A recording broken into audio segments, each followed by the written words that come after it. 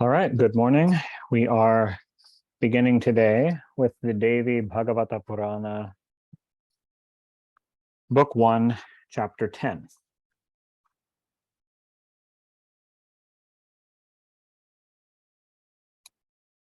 The rishis said, O Sutta, you told before that Vyasadeva, of unrivaled spirit, composed all the Puranas and taught them to his own son Shukadeva. But how did Vyasadeva, who was incessantly engaged in tapasya, procreate Shuka? Describe to us in detail what you heard, direct from Krishna Dvaipayana Vyasa. Sutta said, O rishis, hear how Shukadeva, the best of the munis and the foremost of the yogis, was born of Vyasadeva, the son of Satyavati. On the very beautiful summit of Mount Meru, Vyasa, the son of Satyavati, firmly determined, practiced very severe austerities for the attainment of a son. You might recall that this was, so what they're asking is for him to go back to the story he was in the middle of before he took a detour that took several chapters through the whole Madhukaitava Lila. They are now resuming the story of Vyasadeva desiring a son and seeking a son. Having heard from Narada, he, the great ascetic, repeated the one-syllabled mantra of Vak. So it's not that the mantra is the syllable Vak, it's Vak is the Devi. He's repeating her Bija mantra. And worshipped the highest Mahamaya with the object of getting a son. He asked, let a son be born to me as pure and as spirited and powerful as fire, air, earth, and akasha. He thought over in his mind that the man possessed of Shakti is worshipped in this world, and the man devoid of Shakti is censured here, and thus came to the conclusion that Shakti is therefore worshipped everywhere, and therefore worshipped Bhagavan Maheshvara coupled with the auspicious Adya Shakti, and spent away 100 years without any food. He began his tapasya on that mountain summit which was ornamented with the garden of Karnikar, where all the devas play, and where live the munis, highly ascetic, the Adityas, Vasus, Rudras, Maruts, the two Ashvins, and the other mindful rishis, the knowers of Brahman, where the kinnaras always resound the air with their songs of music, etc. Such a place Vyasadeva preferred for his tapasya. The whole universe was pervaded with the spirit of asceticism of the intelligent Parashara's son Vyasadeva, and the hairs of his head were clotted and looked tawny, of the color of flames. So this, despite the fact that his hair color is black, saying it looks tawny of the color of flames is simply saying how dirty his hair is, long unwashed. Seeing the fire of his asceticism, Indra, the husband of Shachi, became exceedingly terrified. Bhagavan Rudra, seeing Indra thus afraid, fatigued and morose, asked him, O Indra, why do you look so fear-stricken today? O Lord of the Devas, what is the cause of your grief? Never show your jealousy and anger to the ascetics, for the mindful ascetics always practice severe asceticism with a noble object, and worship me, knowing me to be possessed of the all-powerful Shakti. They never want ill of anybody. When Bhagavan Rudra said this, Indra asked him, what is his object? At this, Shankara said, for the attainment of a son, Parashara's son is practicing so severe austerities. Now 100 years is being completed by him. I will go to him and give him today the auspicious boon of a son. Thus speaking to Indra, Bhagavan Rudra, the guru of the world, went to Vyasadeva and with merciful eyes said, O sinless Vasavi's son, get up. I grant to you the boon that you will get a son, very fiery, luminous, and spirited like the five elements, the supreme Jnani, the store of all auspicious qualities, of great renown, beloved to all, ornamented with all sattvic qualities, truthful and valorous. Hearing these sweet words of Bhagavan Shulapani, Maharshi Krishna Dvaipayana bowed down to him and went back to his own hermitage. Tired with the labor of penance for many years, he wanted to kindle fire by rubbing two the two fire sticks, the arani, with each other, starting his fire with friction. While doing this, the high-souled man suddenly began to think strongly in his mind about procreating a son. He thought, will it be that my son will be born as this fire is produced by the friction of the two churning sticks? I have not got a wife, which the pundits designate as putrarani, the youthful wife endowed with beauty, born of a noble family, that chaste one I have not got with me. But the wife, even if she be chaste and fit to beget a son, is undoubtedly like a chain around both the legs. So how can I get such a one for my wife? This is known to all, that a chaste wife, though clever in doing all household duties, beautiful in giving happiness to one's desires, is still always a sort of bondage. What more than this? That even Bhagavan Maheshwara is always under the bondage of woman. He is very clearly accustomed to the bachelor's life of an ascetic sage and has lived his whole life not wanting any relationships with women. How then, knowing and hearing all these, can I accept this difficult householder's life? While he was thinking thus, the extraordinarily beautiful Apsara Bhritachi fell to his sight, close to him in the celestial air. Though Vyasadeva was a brahmachari of a very high order, yet seeing suddenly the agile Apsara coming close to him and looking askance at him, he became soon smitten with the arrows of Kama, and feeling himself distressed, began to think, what shall I do in this critical moment? Unbearable amorous feelings now have come over me. Now if I take this celestial Apsara, knowing that Dharma is everywhere looking, and that this woman has come to take away my precious fire of spirit acquired by my tapasya, then I will be laughed at by the high-souled ascetic munis who will think that I have lost my senses altogether. Alas, why have I, who have practiced for 100 years the most terrible tapasya, become so powerless by the mere sight of this Apsara? The pundits declare the household life is the source of getting a son, one's heart's desire, and the source of all happiness, so much so that it leads all the virtuous souls to the pleasures of svarga and ordains moksha to those who are jnanis.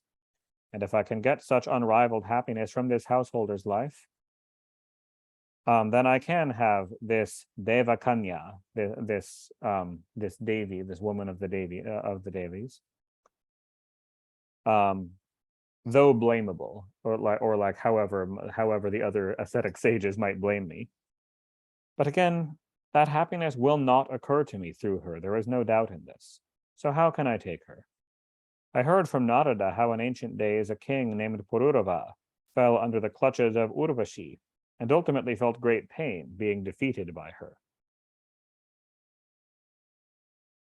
Thus ends the 10th chapter on Shiva's granting the boon and the Mahapurana Srimad Devi Bhagavatam of 18,000 verses by Maharshi Vedavyasa.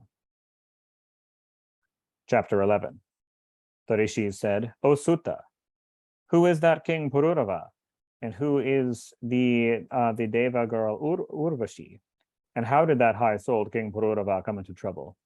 O son of Loma Harshana, kindly describe now all these to me. We are now desirous to hear sweet words from the lotus of your mouth. O Sutta, your words are sweeter and more full of juice than nectar even, so we are not satiated by hearing them, as gods are not satiated with the drink of nectar, but wish to keep on drinking more. Hearing this, Sutta said, O Munis, I will now tell you, as far as my intelligence goes, what I heard from the mouth of Sri Vyasa. Now hear that beautiful divine incident. Once on a time, the exceedingly beautiful dear wife of Brahaspati named Tara, full of youth and beauty, of the most beautiful limbs and intoxicated with pride, went to the house of Chandradeva, the moon god, the Yajamana of Brahaspati. Seeing Tara a beautiful face, so the Yajamana of Brahaspati meaning Chandradeva was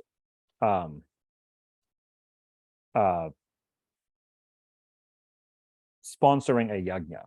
that he was sponsoring a yajna performed by Brahaspati, who is his own guru. Seeing Tara, of beautiful face like the moon, Chandradeva became very passionate. So this is a bit of a pun, that he is the moon god and describing her face as being like the moon. So seeing her face beautiful like the moon itself became passionate. Tara also fell amorous at the sight of Chandra. Thus both of them became very much passionately attached to each other. Then they, Chandra and Tara, being smitten by the arrows of Kama and intoxicated with amorous passions, began their sexual intercourse with reciprocal feelings of passionate love. Some days passed in this state. Brahaspati then, being distressed with the pang of separation from his wife, sent his pupil to bring back Tara. But Tara was then attached to Chandra and refused to come. Brahaspati sent over and over again his pupil, and when Chandradeva returned the messenger, but without Tara, Brahaspati became very angry and went personally to Chandra's house and spoke angrily to Chandra, who was puffed up with arrogance and somewhat smiling. O Chandra, why are you committing this vicious act contrary to dharma? Why are you keeping my beautiful wife in your house? I am your guru. You are my client. O stupid one, why are you enjoying your guru's wife and keeping her in custody in your house? Do you not know that he who kills a Brahman, who steals gold, who drinks, who steals the wife of one's guru are Mahabhaktakis, and those who keep the company of these are the fifth Mahabhaktakis. Therefore, if you had enjoyed my wife, you are exceedingly vicious, blamable, and a Mahabhaktaki. You are not fit to live amongst the Devas. O wicked one, now I say that even now you had better forsake Tara, who is of a blue color and whose look is askance. I will not leave from here without Tara. And if you do not give back Tara, then you are certainly with her, and undoubtedly I will curse you. When Brahaspati said so, Chandra, the husband of Rohini, spoke to his Guru Deva, who was very angry, sorry, and afflicted at the separation from his beloved wife, thus. In this world, the Brahmins know the Dharma Shastras that are devoid of anger. The Brahmins that know the Dharma Shastras that are devoid of anger are fit to be worshipped, and those that are not so, they are objects of disrespect and not to be worshipped by all for their anger. O sinless one, the beautiful one will surely go back to your house. What harm is there to you if she waits here for a few days? She is staying here of her own accord to enjoy pleasures and will go back of her own will. One word more. You gave out before this opinion of the Dharma Shastras that as a Brahman, though guilty of committing vicious deeds, becomes pure again by the practice of karmas as enjoined in the Vedas. So a woman too, though she be guilty of adultery, becomes pure again when she next goes through her period of menstruation. At these words of Chandradeva, Brahaspati, the guru of the Devas, became exceedingly sorry and anxious and went back immediately to his own house with a grievous heart, full of amorous feelings. After staying in his own house for some days, Brahaspati, worn out with anxiety, came again quickly to the house of Chandra. But no sooner was he to enter the gate than he was stopped by the doorkeepers. He became very angry and stopped at the gateway. And when he saw that Chandra did not even make his appearance, he became exceedingly angry and thought, oh, what a wonder is this! This adharmic Chandra, being my disciple, has done this vicious act and took by violence the wife of his guru, who should be reckoned as his own mother. And I will now teach him a good lesson. Standing on the entrance gateway, Brahaspati began to speak aloud. O stupid, vicious, vilest of the Devas, why do you now sleep in your inner room? Do return quickly, my wife, else I will curse you at once. In case you do not bring back my wife at once, I will now reduce you to ashes. Hearing these foul words of Brahaspati, Chandradeva, the king of the Dvijas, quickly came out of the house and said, smiling, O Brahman, why are you spending your stock of words for nothing? That all-auspicious lady of a blue color and looking askance is not fit for you. Therefore take another comparatively uglier woman for your use. An exceedingly youthful and lovely woman like her is not fit for a beggar's house. O stupid one, I see you don't know anything about the Kama Shastra. Those wise men who are skilled in this Shastra assign for the women their lovers equivalent to their beauty in matters of amorous dealings. So, O stupid man, go away wherever you like. I won't give you back your wife. Do whatever lies in your power. I will not return her. When you have become passionate, your curse won't affect me in any way. This I say finally unto you, O Guru, I will not give you back your wife, do what you wish. Thus spoken to by Chandra, Brahaspati became very anxious and angry. He then went away quickly to Indra's house. Seeing his Guru Deva morose and sorry, the very liberal-minded Indra Deva worshipped him duly with Padya, Arghya, and Achamaniya, and asked, O highly fortunate one, why do you look so anxious? O Mahamuni, why are you grievous and sorry? You are my Guru. Is it that you are insulted by anyone in my kingdom? Say freely. All the Lokapalas, the regents of the quarters, and all the Deva armies are under your command. Brahma, Vishnu, and Maheshwara, and other Devas are ready to lend you every assistance, no doubt. So say, what is the cause of your anxiety? Hearing these words of Indra, Brahaspati said, Chandra has stolen my beautiful-eyed wife. I asked for her again and again, but that wicked soul is not returning me my wife. O Lord of the Devas, what am I to do now? You are my help and guide. O Shatakratu, you are the Lord of the Devas. Therefore I pray to you with a very grievous heart, help me in this matter. Hearing this, Indra said, O knower of Dharma, do not be sorry, O Suvrata. I am your servant. O highly intelligent one, I will surely bring you back your wife. I will send a messenger. And then, if Chandra, mad with pride, even then does not return your wife, I will wage war with him and fight against him with all our Deva armies.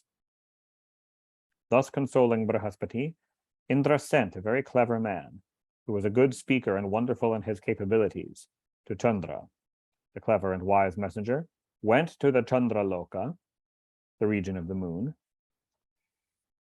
and spoke to Chandra, the husband of Rohini, thus. O Mahabhaga, Indra has sent me to you to communicate his message to you. So, intelligent one, I will tell you what he has ordained me. Hear. He said, O highly fortunate one, you know well Dharma and Niti Shastra, the science of morality. The more so because the virtuous Maharshi Atri is your father. Therefore, O Suvrata, you ought not to commit such a blamable act. See, all beings should protect their own wives always, without remaining idle, to the best of their powers. Therefore, no doubt, quarrels would ensue necessarily on that point. O Sudhanidhi, as far as this point of protecting one's wife is concerned, your Guru Deva also ought to do his best.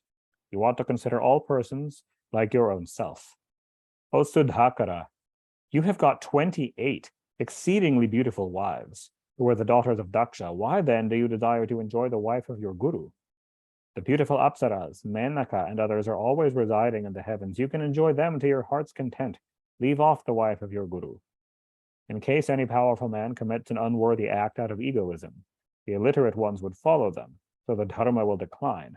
Therefore, O highly lucky one, do such as does not lead for nothing to quarrels amongst the gods, and leave your Guru's wife, however beautiful she is. Hearing these words from the messenger, Chandradeva became somewhat angry, and making gestures, replied to the messenger, as if to Indra, thus, O mighty armed one, as you yourself are the lord of the Devas and the knower of Dharma, so your priest too has become like you. The heads of both of you are the same. You will find many that can show their learning and give advice to others, but you will find always very rare such persons as will act themselves to their own advices when occasion arises, and want them to fulfill their own words, O Lord of the Devas. So what he's saying is it's easy to find people who will give advice and rare to find people who will follow their own advice. Implying that if Indra were in this position, if Indra were currently lusting after someone's wife, he would not be so willing to give her up. O Lord of the Devas, all the persons take the opinion of the Shastras framed by Brahaspati. Then why the quarrel would ensue with me and the Devas when I am enjoying, according to his dictates, a woman who is herself willing? See also that the rule in this world is might is right. All things go to the powerful man who can take by force. Nothing falls to the lot of the weak. Moreover, this woman is mine and that woman is of another. This false notion comes to those whose brains are weak, that women belong to people in this way. When Tara is so much attached to me and is not at all attached to Brahaspati, the above rule is applicable to me all the more. In other words, it's not that she belongs to Brahaspati, she is freely choosing to be with Chandra. I think this is a rather reasonable argument he's making. How then can I quit the lady so much attached to me, according to the laws of dharma and the morals? You can see also that happiness reigns in that family where the wife is according to the will of the husband. How then can the household happiness exist when the lady of the house is dissatisfied? Therefore, the household happiness of the Guru is impossible, as Tara is dissatisfied with Brahaspati since he enjoyed the wife of his younger brother Samvarta. Then the result comes to this, O thousand-eyed one. How have you come to be thousand-eyed? However, Chandra saying, how have you come to be thousand-eyed, is an allusion to another story, which I don't think we go into here, but it is a jab at something in Indra's past. However that may be, you are the Lord of the Devas, so that you can do whatever you like. O messenger, go and tell your Lord of the Devas all that I have spoken. I will not return that beautiful Tara by any means. When Chandra spoke thus, the messenger went back to Indra and communicated to him all that Chandradeva had spoken. Hearing this, Indra became angry and ordered all the Deva forces to be ready at once for war. Hearing this news, Shukracharya, the guru of the Asuras, out of enmity to Brahaspati, went to Chandra and spoke thus. O highly intelligent one, never return Tara. In case if war ensues between you and Indra, I will help you by my mantra shakti. On the other hand, Bhagavan Shankara, hearing of the vicious act of Chandra's taking his guru's wife, and knowing that Shukracharya was the enemy of Brahaspati, came to the assistance of the Devas. The great war then ensued between the Devas on both sides, like the terrific war of Tarakasura that continued for many years. Then the grandfather Brahma, seeing the great havoc in the lives of the Devas and Asuras, came there on his Vahana the Hansa to secure peace and talked to Chandra. Quit the Guru's wife. If not, I will call Vishnu and destroy all of your party. He also asked for the son of Bhrigu, Shukracharya, to desist from conflict, saying, O highly intelligent one, why has this wicked idea possessed your mind? Is it due to the bad association? In other words, living with all of the Asuras? Then Shukracharya also told Chandra, the lord of the medicinal plants, not to continue waging war, and said, better quit you now the Guru's wife. Your father Maharshi Atri has sent me to you for this purpose. Chandra then, hearing the strange words of Shukracharya, these are strange. This is, for Shukracharya to give that advice would be very much a change of heart for him. Chandra, when it was Shukracharya who swayed Chandra, Chandra returned to Brahaspati, his wife Tara, though she was not satisfied with him, with Brahaspati, and was herself pregnant. Brahaspati returned with joy to his house, accompanied by his wife. The Devas and Danavas went away to their respective places. Brahma went to Brahmaloka, and Shankara went to Kailasa. Brahaspati began to pass his time happily with his beautiful wife. Some days went away when the wife of Brahaspati, Tara, gave birth to an all-auspicious son, having all the qualities of Chandra, on an auspicious day, and under the influence of an auspicious star. Seeing this newborn child, Brahaspati gladly performed the natal ceremonies of the child. Hearing that a son was born to him, Chandra sent a messenger to Brahaspati, saying that the child was not his. But, said the messenger, it is born out of the semen of mine. Why then have you performed the natal ceremonies out of your own will? Hearing these words of Chandra's messenger, Brihaspati said, "No, this child is mine, no doubt, as he resembles quite like me." When Brihaspati said this, war again ensued. The Devas and Danavas met each other again in the battlefield, and councils of war were held. So they did not actually start fighting. They met on the field. They assembled thinking the war might be about to resume. At that time, for the preservation of the peace, Prajapati Brahma went there. And before all, he called for the Devas and Danavas, mad for war, to desist. Brahma then asked Tara, "O auspicious one, say truly, whose child is this? O beautiful one, if you say truly, then this war, which has already resulted in the loss of so many lives, will cease." The handsome Tara, looking askance, lowered her head with shame and gently spoke to Brahma, "This is the child of Chandra," and went inside. Chandradeva then became very glad and took the child, put down its name as Buddha, and carried it to his own house. Bhagavan, Brahma, Indra, and the other devas went back to their respective places. All the spectators went also to their own places, whence they came. O Munis, I have now described the birth of Buddha as the son of Chandra. This is Buddha as in the deva of the planet Mercury, not Buddha, which is a different name, as in of Buddhism. I have now described the birth of Buddha as the son of Chandra and in the womb of Brihaspati's wife, as I heard it from the mouth of Vyasadeva, the son of Satyavati. Thus ends the 11th chapter of the first skandha on the birth of Buddha and the Mahapurana Srimad Devi Bhagavatam of 18,000 verses by Maharshi Veda Vyasa. Chapter 12. Sutta said, "O Maharshis, the son of the above-mentioned Buddha is the greatly religious Pururava, of a very charitable disposition, and always ready to perform sacrificial acts. He was born of a Kshatriya woman named Ila, and I will now describe how this Pururava was born of Ila and Buddha. Kindly listen.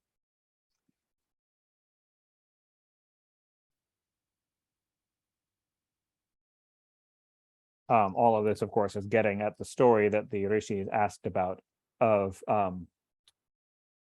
Pururava. Yeah, it's getting at the story that they asked about. In days of yore, there was a king named Sudyumna, very truthful and highly capable in keeping his senses under control. Once on a time, wearing beautiful earrings, with an extraordinary bow named Ajagab, and holding the arrow case, or the quiver, full of arrows on his back, he went out on a hunt to a forest, riding on a horse. Riding on a horse born of the Sindhu country, surrounded by a few of his ministers. Going about in the regions of the forest, the king got for his hunt shikara, buck, hare, boar, rhinoceros, bison, buffalo, young elephant, srimar deer, wild fowl, and various other animals fit for sacrificial purposes.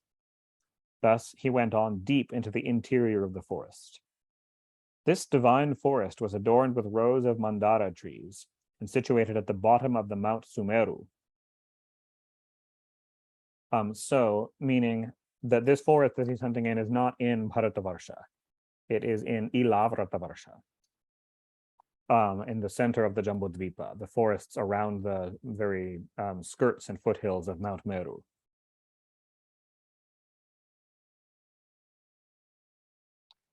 Various trees and flowers were spreading the beauty of the forest all around, at places where Ashoka creepers, Vakula, Sal, Tal, Tamala, Champaka, Pannasa, Mango, Nipa, Madhuka, Pomegranate, Coconut, Utica, Plantain, Kunda creeper, and various other trees and flowering plants. At some other places, the bowers formed of Madhavi creepers enhanced the beauty and shed their luster all around. There were tanks and reservoirs of water in the forest. Now, tanks, this is definitely translating the Sanskrit kunda. In this case, this doesn't mean artificially made tanks. It just means pools, natural pools of water in the forest.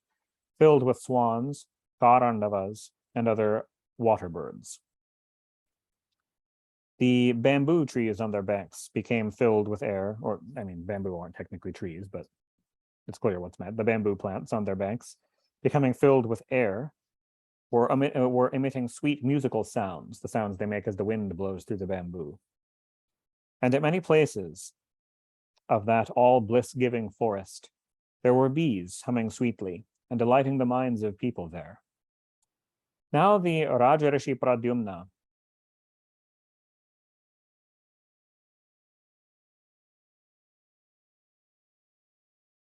Now, this should not be interesting. It does say Pradyumna, but it said, but I believe this is an error. It should say Sudyumna is his name. Became highly gladdened in his heart to see this interior of the forest, resonating with the cooing of the cuckoos and beautified by various lovely flowers.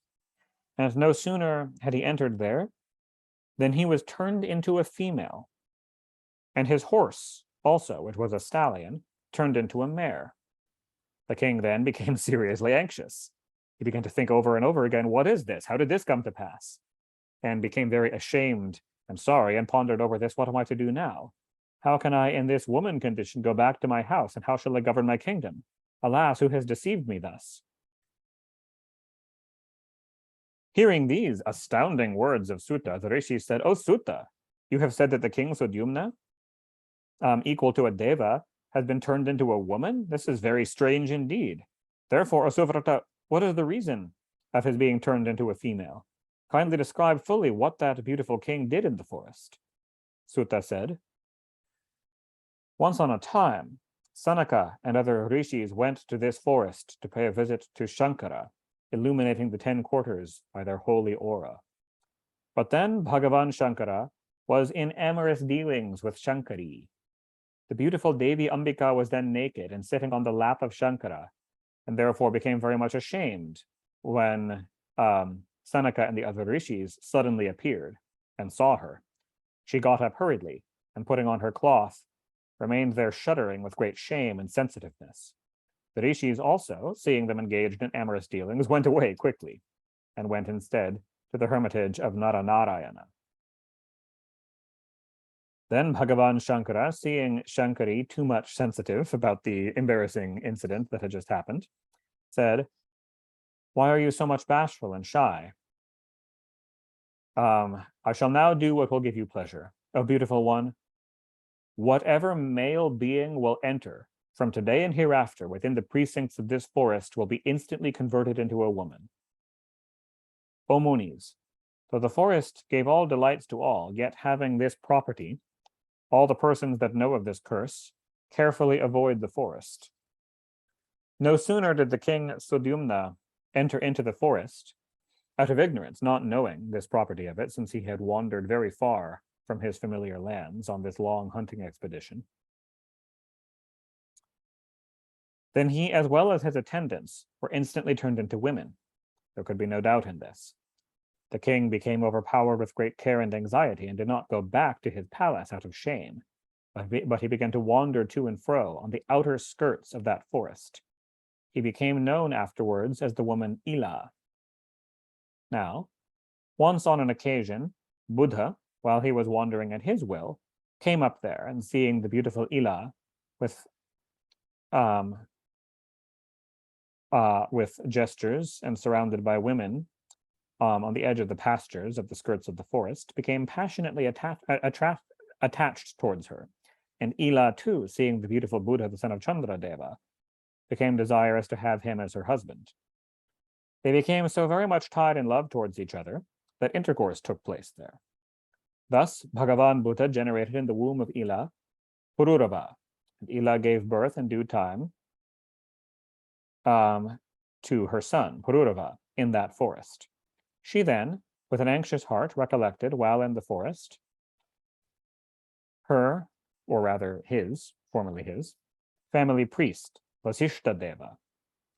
Now then, Vasishta Deva, seeing the distressed condition of the king Sudyumna, became affected with pity, and pleased Mahadeva Shankara, the most auspicious of all devas, by hymns and praises. When Bhagavan Shankara wanted to grant him the boon that he desired, Vasishta Deva wanted that the king would be turned again into a man, as before.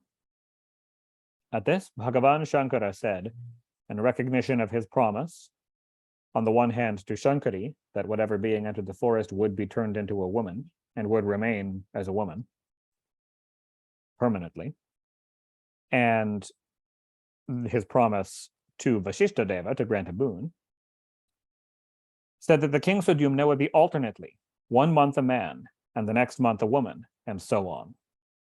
Thus, by the favor of Vasishta Deva, the king Sudyumna got this boon and returned to his kingdom and resumed governing it. When he turned into a woman, he used to remain in the interior of the palace. And when he became a man, he would govern his kingdom publicly. At this, the subjects became very anxious at his strange conduct, not fully understanding what was going on, and did not welcome the king as they used to do before, because of the fact that he mysteriously disappeared every other month. His popularity declined, because obviously something weird was going on and people didn't know what. Some days passed away in this way, when the prince Pururava grew up into manhood. Then the king Sudyumna gave over to him the kingdom, and made him the king of the new capital named Pratishtana. And Sudyumna started out to a hermitage to perform tapasya. He went to a beautiful forest, variegated with all sorts of trees, and got from the Devarishi Narada the excellent mantra of the Bhagavati Devi, consisting of 9 letters. He began to repeat it incessantly, with a heart filled with love. Thus some days passed away, and the all-auspicious Devi Bhagavati, the savior of the whole universe, became pleased with the king, and appeared before the king, assuming the divine beautiful form composed of attributes, her saguna form. Intoxicated with the drink, and with eyes rolling with pride, and riding on her Vahana the lion. Seeing this divine form of the mother of the universe, the king Ila, in this form, so this happened during the month when Ila is a woman, bowed down before her with eyes filled with love, and gladly praised her with hymns thus: "O Bhagavati, what a fortunate being I am, that I have seen today the extraordinary world-renowned benignant form of thine, granting grace and benefit to all the lokas.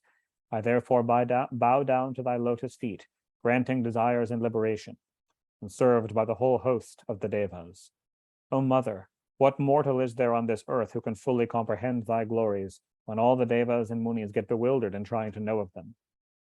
O Devi, I am thoroughly astonished to see thy glories and thy compassion towards the distressed and poor and helpless people. How can a human being who is devoid of thy attributes comprehend thy attributes when Brahma, Vishnu, Maheshvara, Indra, Chandra, Pavana, Surya, Kuvera, and the 8 Vasus know not thy powers? O mother, Bhagavan Vishnu of unrivaled brilliancy knows thee as a part of thine only, as Kamala of Sattva gunas, and giving one all one's desires. In other words, referring to Lakshmi, Vishnu's wife. Bhagavan Brahma knows thy part only as the form made of Rajoguna.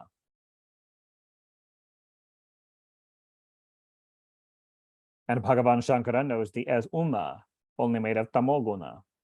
But, O mother, none of them knows thy Turiya form, transcending all the gunas. O mother, where is my humble self that has a very dull intellect and powerless, and where is thy extremely propitious serenity and graciousness? Indeed, such a gracious favor on me is certainly beyond expectation. Therefore, O Bhavani, I have come to realize, in particular, that thy heart is full of unbounded mercy. So, in particular means, of course, one can hear the goddess's heart is full of unbounded mercy, but what she is saying is that she has come to realize it experientially. For thou dost certainly feel compassion for these bhaktas that are full of bhakti towards thee. O mother, what more shall I say than this, that Bhagavan Madhusudana Vishnu, though married to Kamala, born from only a part of thine, considers himself unfit of her, and is therefore not happy, then the fact that he, the Adipurusha, gets his feet shampooed by Kamala merely corroborates the fact that he wants his feet to become pure and all auspicious to the world by the holy touch of Kamala's hands. O mother, it seems to me that the ancient Purusha Bhagavan Vishnu wants gladly to be kicked by thee like an Ashoka tree for his own improvement and pleasure, and therefore it is that thou dost want, as if thou hast become angry, to kick thy husband, stricken by smara, and worship, or love and infatuation, and worshipped by all the devas, who lies prostrate below thy feet. O Devi, when thou always residest on the calm, broad chest, as if on a great cot, adorned beautifully, the chest of Bhagavan Vishnu, like lightning in the deep, dense blue clouds. This is, of course, referring to the golden Srivatsa mark, the streak on Vishnu's chest, which is a form of Lakshmi, described as looking like lightning in the deep, dense blue clouds. Then it is without doubt that he, becoming the Lord of the universe, has surely become thy Vahana, on account of carrying thee on his chest, O mother. If thou forsakest Madhusudana out of wrath, he becomes at once powerless and is not worshipped by anybody. For it is seen everywhere that persons, though calm and serene, if devoid of Sri, wealth and power and the shining glory of auspiciousness, are forsaken by their relatives, is reduced to a state having no qualities or having no value, since Sri is value itself. O mother, I am not to be ignored by thee on account of my being a woman, for was it not the fact that Brahma and the other devas, who always take shelter of thy lotus feet, had not all to assume once youthful feminine forms while in Manidvipa? And I know this surely, that thou again didst make them of male forms later. Therefore, O thou of unbounded power, what shall I describe about thy power? Indeed, there is no great doubt in my mind whether thou art masculine. There is great doubt in my mind whether thou art masculine or feminine, in some true or ultimate sense. O Devi, whoever thou mayst be, whether with attributes whether with attributes or transcending the attributes, saguna or nirguna, whether male or female, I always bow down to thee with heart full of devotion towards thee. O mother, I want that I may have one unflinching devotion towards thee in my final state. In other words, that my final state should be one pointed, unflinching devotion towards thee, and that should remain my state forever. Sutta said, thus praising the Devi, the king Sudyumna, then in the form of the feminine Ila, took refuge of the world mother, and the Devi, becoming greatly pleased, gave to the king, then and there, union with her own self. Thus the king got the highest steady place, so very rare even to the Munis, by the grace of the prime force, the Parashakti, the Devi, Brahma Mayi. Thus ends the 12th chapter of the first skandha on the birth of Pururava in the Mahapuranam Srimad Devi Bhagavatam of 18,000 verses by Maharshi Veda Vyasa.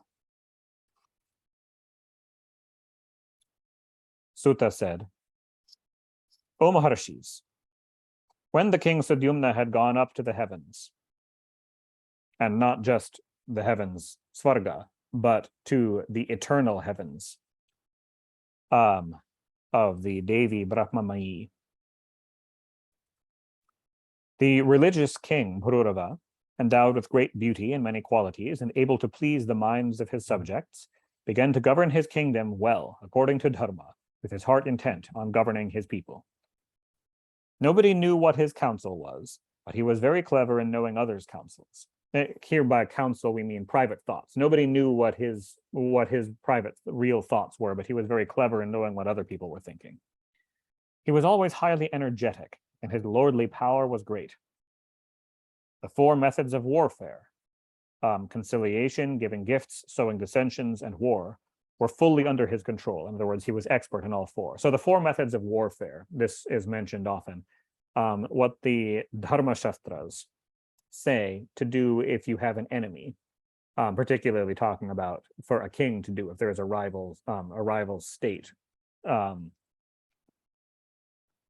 First, conciliation or negotiation, called sama, literally sameness. Talk to them, see if you can come to an understanding. Diplomacy, negotiation is the first and most ideal option. If that doesn't work, then dana, give them gifts, essentially buy them off. Can you just buy them off and not have to fight? 3, bheda, sowing dissensions or difference. See if you can turn multiple enemies against each other. So, send in spies to sow lies and discord. See if you can turn some of the ministers against the king. See if you can cause dissension among your enemies.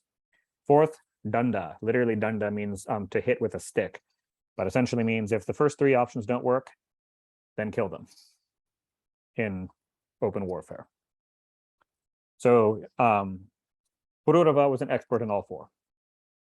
He saw that his subjects practiced dharma according to varnashrama, and thus he began to govern, and so thus, in all of this way, he began to govern his kingdom righteously and well. Pururava, the lord of men, performed various yajnas with abundance of dakshinas, and also gave away much in various charities, causing great wonder and astonishment. His extraordinary beauty and qualities, liberality and good nature, his unbounded wealth and prowess, made the Apsara Urvashi think of him often, and she wanted him to satisfy her. Some time passed when that proud Urvashi had descended on this earth due to a curse pronounced on her by a Brahmin, and she chose the king Pururava as her husband, thinking him to be endowed with all the best qualities of any man on earth at that time. She then addressed the king and made the following contract. O king, giving honor due to everybody, I keep these 2 young sheep in my trust and deposit with you. Kindly look after these, and then my honor will be preserved by you. O king, I will take ghee daily and nothing else for my food. And there is 1 point more. O king, let me not see you naked, except when you hold sexual intercourse with me. O king, I say this truly, that in case there be any breach in this contract, I will instantly leave you and go away. So protect my two pet sheep. I never see you naked except when we are having sex. And you give me ghee every day. The king accepted this contract of Urvashi. Urvashi too remained there according to the above contract, and also with a view to pass away the period of her curse. So Apsaras and Gandharvas, the males of their kind, do not usually marry permanently. To them, marriage is temporary.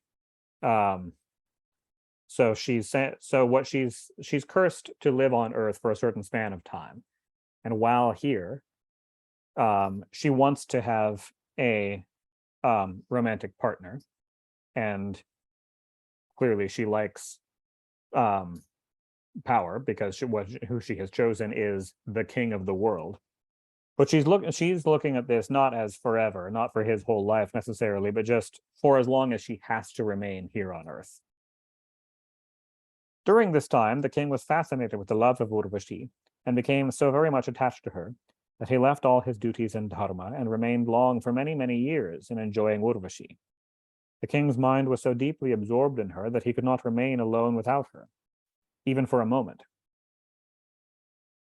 Thus, many, many years passed away when, once on a time, Indra, the lord of the Devas, not seeing Urvashi, asked the Gandharvas and said, "O Gandharvas, better go and steal away the 2 young sheep at a strategic time from the palace of Pururava, and then bring Urvashi here.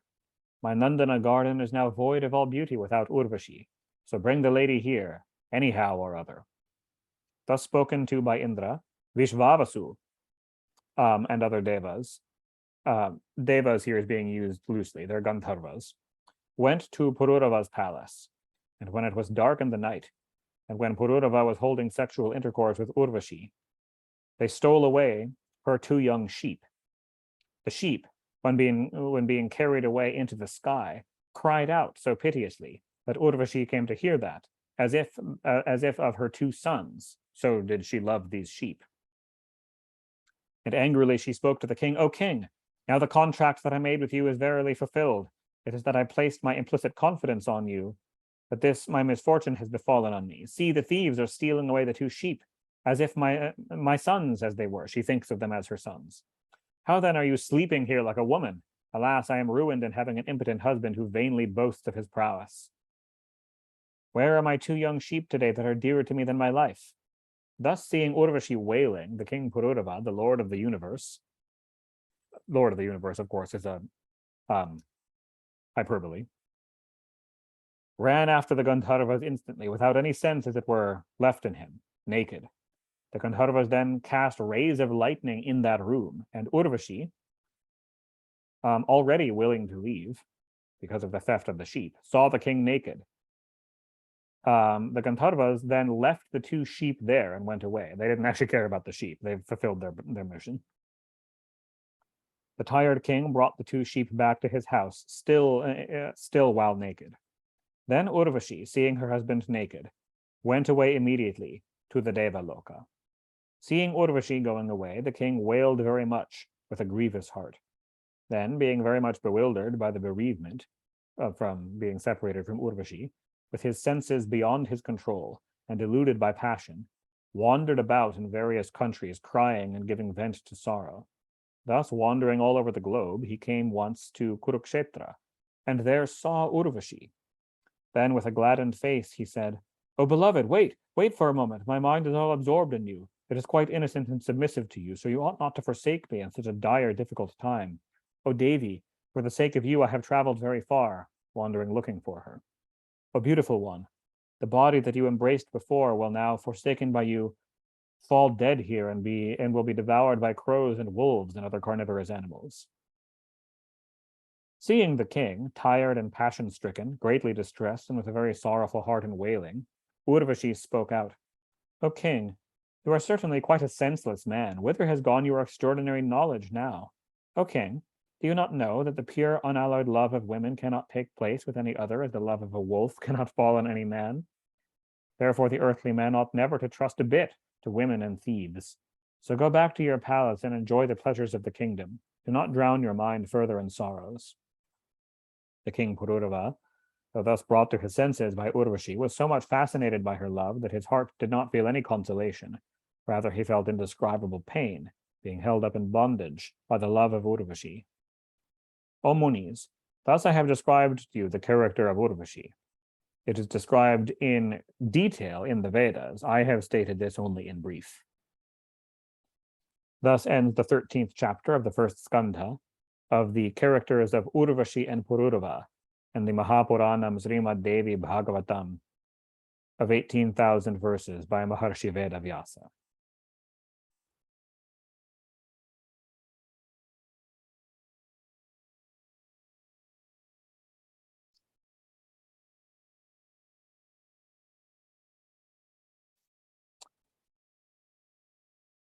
I think that might be a good point to stop for today. That was the whole flashback to explain the things that Vyasa was thinking about while considering entering into a relationship with the Apsara Ghratachi. And he knows this story and is like, does not believe that entering into a relationship with an Apsara will bring lasting happiness. But we will get into next time what he ends up doing.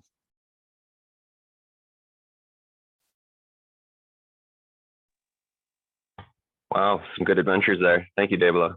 Yeah, thank you for coming.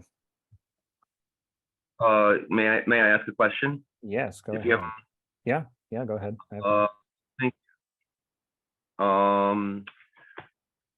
Firstly, what's there's a mantra of the Bhagavati Devi that was Sudyumna, yes, was taught. He was taught it by Narada, and he meditated on that as his mantra. It does not say what the mantra is. It's a private. It does say that it was 9 syllables, but yeah, it was taught to him in private diksha by his guru Narada. So it doesn't actually tell us here exactly what the mantra was. Something he received from his guru. Ah, amazing. Okay. Yeah. And oh, there was one question I had early on about the Chandra and Tara Leela. Uh-huh. Oh yeah, I was just like, what is that? What is the symbolism of that? If in your understanding or any like the scripture, like have you ever heard someone go into that story, or have you thought about this? Like, what what does that symbolize? That the god of the moon, already has his 28 wives, and then Yeah. gets into this with his guru's wife. Like this Yeah. is, Yeah. Yeah. you know, um, like, and of course, Vedic literature always has these. Well, okay, so Chandra's nature is very passionate, romantic, sensual in general. Among the devas, that is his character and his nature. It even comes out in Jyotish, that these are these are the qualities of Chandra. So it's like that. There is also another thing. So one other thing that is relevant to bring out here, Tara, the wife of Brahaspati who had this affair with Chandra. Tara literally means star, she star, a feminine star. And so it's almost like they felt like their natures were meant for each other as the moon and the stars in a way. But it is in character for both of them. There Chandra has this extremely emotionally driven, um and he's also associated, so he is the lord of the mind, but this means the mind both uh,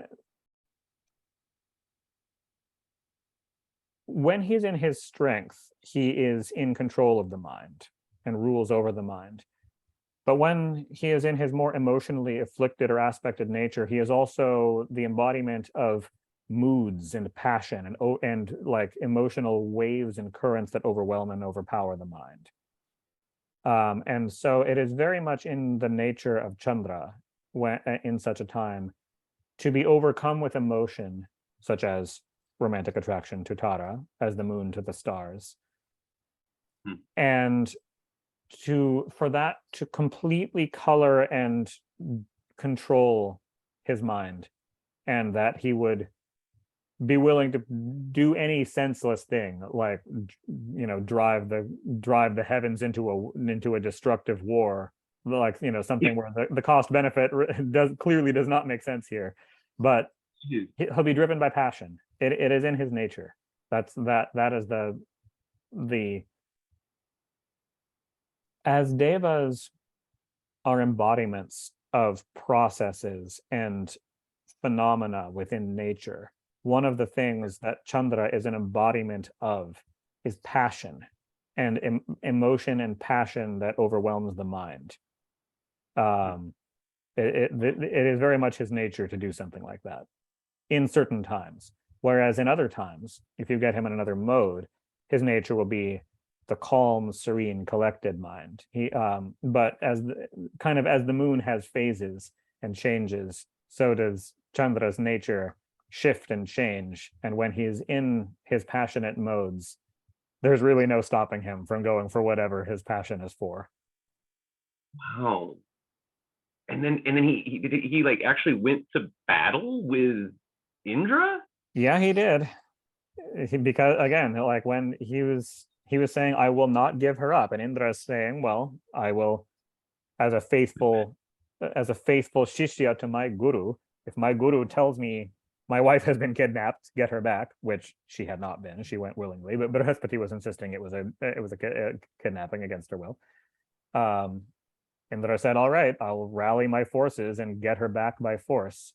And the reason Chandra was able to withstand that, Chandra would lose almost immediately by himself, but the Asuras all threw in with him. They don't need much of an excuse to go to war with the Devas. That's what they tend to want to do anyway. And so that's what caused the war to go on for a long time until eventually Brahma negotiated a peace by Right. well, actually, Brahma tried to. It was actually Shukracharya, the guru of the Asuras, who finally successfully negotiated the peace. He managed to get through to Chandra and make him see Oh, yeah. reason. Yeah. Yeah. Now, I'm curious about the aftermath of that story. Is Okay. there, is it to be continued? And I mean, it is, of course, it's to be continued. I don't think we You know, get back to it. The aftermath is Tara went back to Brahaspati. Their yeah, somewhat somewhat unhappy marriage resumed. yeah, Um, right. yeah. No, we just leave that there. We just leave that there. Yeah, Chandra raised Buddha as his son. right. And then Buddha gave birth to Sidumya? No, No. to Pururava. Well, gave birth. He was the father, but yes, fathered Pururava with Sudyumna. Sudyumna when in her female form as Ila. Yeah. Oh, right. And then there was this whole story about Ela. That Yes. was crazy. Yes. Like monthly a man and then the next month a woman. Yes. What is that talk? What are we talking about? I mean, like obviously moon cycle, we all have our, waxing and waning energies and stuff, but She not like them. They were truly gender fluid in a miraculous physical sense. yeah. But also even in identity, like they went by different names. Sudyumna as a man, Ila as a woman. Um, yeah, interesting, a very interesting being who became um, a great bhakta of the goddess and a fully enlightened saint by the end. Right. Yeah.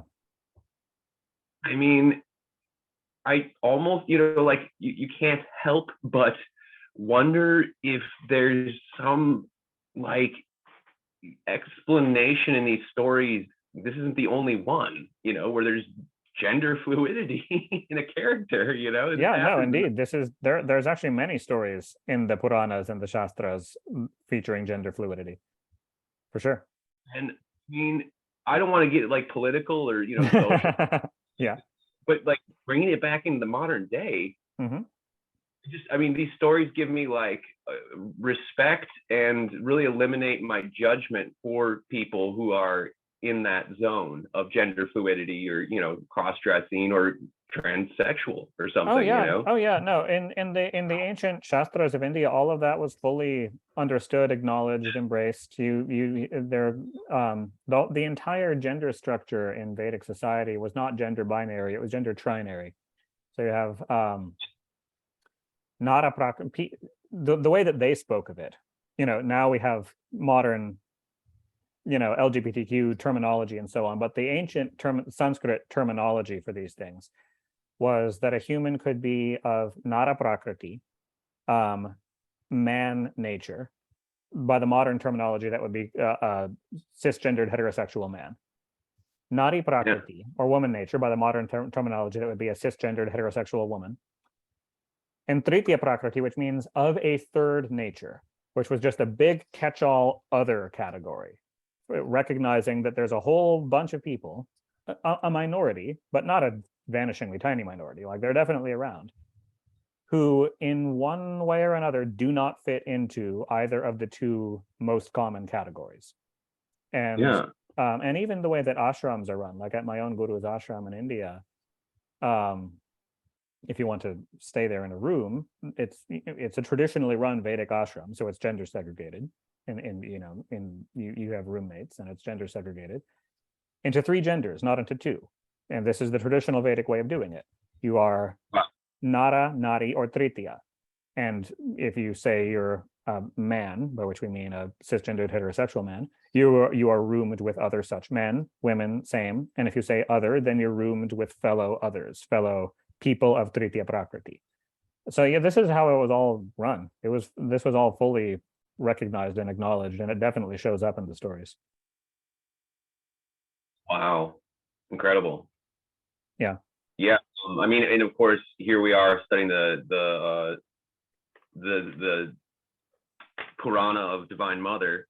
Yeah. So we're kind of like going in. It is a matter of like studying the other gender, or yin and yang core essence of life in the Yeah. universe and ourselves. Yeah. Well, So yeah, this is definitely the one that focuses on the feminine Shakti of all the most of all the Puranas. and it's And just interesting. there are actually other Puranas that do as well, but this is one of them. Yeah, and it's cool to hear how like they're talking about men embodying Shakti. Oh yeah. Finally. Yeah. In fact, we will get, so there was a brief little allusion made here. Ila, in her prayers to the goddess, mentioned Brahma, Vishnu, and Shiva taking on female forms while visiting Manidvipa Loka. We will come back to that. Yeah. Yeah. So there's lots of that in this.